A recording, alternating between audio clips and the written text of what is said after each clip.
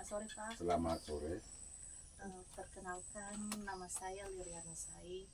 Saya mahasiswa dari UPBCC Medan. Ya, Saat ini saya sedang mengambil mata kuliah pemasaran produk agribisnis dan pada saat ini juga saya sedang Ya. melaksanakan praktek dengan judul analisis rantai nilai tambah produk agribisnis di usaha tani padi sawah di kelompok Bapak. ya. Sebelumnya saya sudah mengkonfirmasikan kepada Bapak untuk melaksanakan praktek saat ini dan saya berterima kasih atas kesediaannya Bapak. Baik. Terima kasih atas kunjungan adik kami dari mahasiswa UPBCC Medan dalam hal melaksanakan praktek di kelompok tani kami ini. Perkenalkan, nama saya Yuni Arodia, umur 47 tahun, dan saya sebagai Ketua Kelompok Tani Sogawa yang ada di Desa Benogia, Kecamatan Temirua, Kabupaten Nias Utara.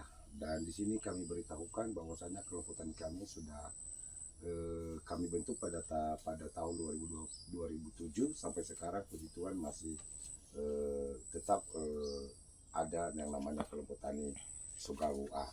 Untuk permintaan adik untuk pertanyaan-pertanyaan yang berkaitan dengan kelompok tani, tidak ada masalah, silakan untuk ditanya selagi bisa ada kemampuan, maka kita bantu dalam hal kelancaran praktik adik selama ini. Baik Pak, terima kasih sebelumnya. Dan mungkin sebelum saya ajukan pertanyaan kepada Bapak, saya ingin tahu, mungkin pada pertanyaan ini nanti ada banyak yang saya berikan pertanyaan Pak. Baik. Yang pertama yang saya tanyakan yaitu varietas padi apa yang Bapak tanam saat ini, dan yang kedua kepada siapa hasil panen untuk dijual, dan ketiga bentuk penjualannya hasil panen seperti apa Pak? Baik, sebelumnya dulu kami beritahukan bahwasanya kelompok tani Sogawa ini memiliki luas lahan 22 hektar ya. Dan ada anggota sekitar 20-21 orang. Khusus saya mempunyai lahan 1 hektar dan milik saya sendiri. Dan yang saya tanam sekarang adalah varietas Impari 32. Dan itu semua kami pakai di sini, satu kelompok adalah Impari 32. Kebetulan kemarin kita mendapatkan bantuan dari pemerintahan sehingga serentak yang namanya varietas ini. Kemudian mengenai penjualan hasil panen. Nah, di sini kami menjual langsung ke pekan dalam bentuk beras, dan kami juga melaksanakan penggilingan di penggilingan atau di kilang padi, dan di situ juga kita membayarkan yang namanya upah untuk biaya penggilingan padi. Dan penjualan kita dulu memang ada penjualan gabah di sini. Itu ada program pemerintah dulu adalah bermitra dengan Bulog, dan ada 1 tahun lebih ini Bulog sudah tidak menampung gabah kita lagi. Memang dulu mereka itu 6.500 mereka per kilo yang mereka mengambil ke kita, dan sekarang sudah tidak mengambil lagi ke kita. Makanya petani sekarang langsung menjual dalam bentuk beras di pekan-pekan, dan ada juga melalui media sosial. Baik Pak, untuk pertanyaan selanjutnya Pak,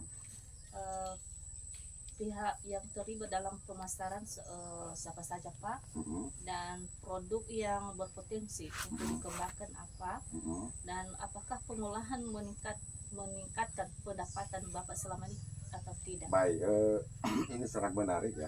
Ini pihak yang dilibatkan dalam pemasaran petani langsung.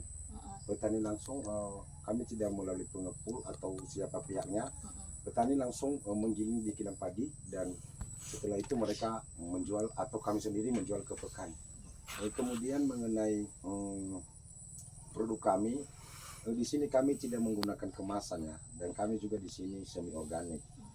Karena di sini kalau kami menggunakan kemasan, memang dulu kami sudah melaksanakan seperti begitu, beras kami tidak laku karena kemahalan. Toh kami juga menghitung yang namanya biaya kemasan. Jadi kami di sini melalui takaran kampung atau lokal per jumlah kami. 1 jumlah itu di kami ada di sini adalah 2 kilogram. Ya. Baik Pak, masih ada pertanyaan lagi Pak? Ya, mengenai ini tadi ya, mengenai harga jual ya, mengenai peningkatan produksi kami. Ya, dari dulu dengan pengolahan kami dengan ada penyuluhan dari penyuluh ya. Jadi pada saat ini kami ada peningkatan ya. Istilahnya kami sekarang mendapatkan rata-rata 5 ton per hektar. Baik Pak. Untuk pertanyaan selanjutnya Pak, masih ada lagi. Mhm. Apakah ada kendala pengembangan produk selama Mhm. ini, dan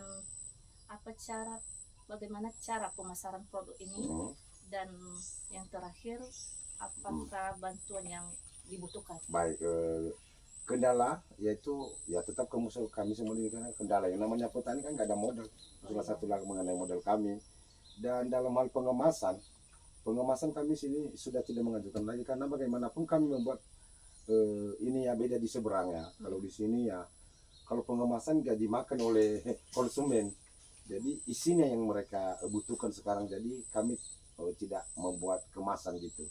Jadi ya istilahnya kami yang takarannya tadi per jumlah. Jadi langsung ditakar di situ berapa jumlah satu orang beli, ya itu kami takar. Kemudian cara pemasarannya itu tadi kami langsung ke pekan, dan ada juga melalui online kami. Istilahnya kami beritahu di Facebook atau di grup itu ya. Kemudian yang kami butuhkan di sini salah satu adalah penyuluhan yang rutin ya. Dan di sini juga penyuluh cuma 2 orang, jadi ya kami juga maklum. Jadi dalam hal ini ya mereka hanya sekali sebulan ketemu kami di sini, dan itu pun dalam hal itu kalau ada kami mendadak butuh bantuan, kami telepon langsung. Dan mengenai ini ya butuh pelatihan, meningkatkan sumber daya manusia atau kelompok tani kami. Kami sangat mengharapkan bantuan dari pemerintahan, terlebih-lebih daripada sarana produksi. Kira-kira ada yang perlu ditanyakan lagi? Dari semua penjelasan Bapak, Ya. saya sebagai pribadi sangat puas Pak. Dan mungkin hanya itu saja yang bisa saya tanyakan. Kalau ada nanti kekurangan, dan bisa saya minta konsultasi kembali lagi. Ya, kalau ada data nanti yang masih kekurangan bisa kita telepon. Iya Pak. Demikian saja Pak yang saya sampaikan saat ini. Iya. Dan semua saya berterima kasih atas bantuan Bapak untuk mendukung praktek saya ini, dan semoga Tuhan memberkati Bapak baik pada usaha Bapak, terlebih pada pribadi Bapak sendiri. Semoga Tuhan memberkati. Amin. Terima kasih Ahok. Yang